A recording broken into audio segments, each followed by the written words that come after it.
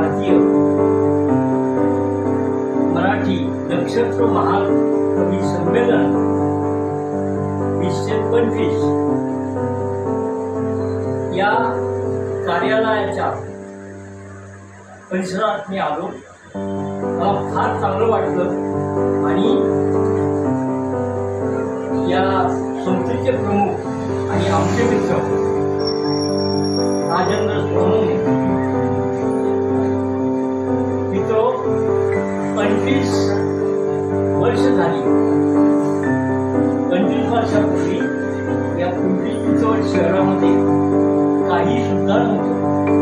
तेव्हा नक्षत्रांचं देणं ही संस्था अबाधित होती आणि ज्या काही शिखर संस्था आहेत त्याच्यामधली ही नामवंत शिखर संस्था आहे.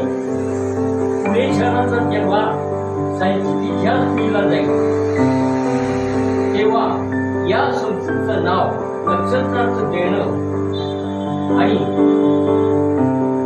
त्याचे संस्थापक राजेंद्रजी सोनवणे यांचा नावाचा उल्लेख करावाच लागेल. त्याशिवाय या साहित्य क्षेत्राचा इतिहास पूर्ण होणार नाही अशी माझी खात्री आहे.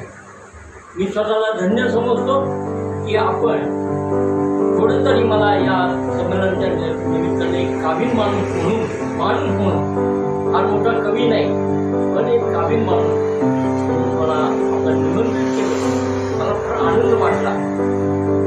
ज्या उत्साहाने मित्रांनो मी या ठिकाणी आलो त्याच उत्साहाने तुम्ही या.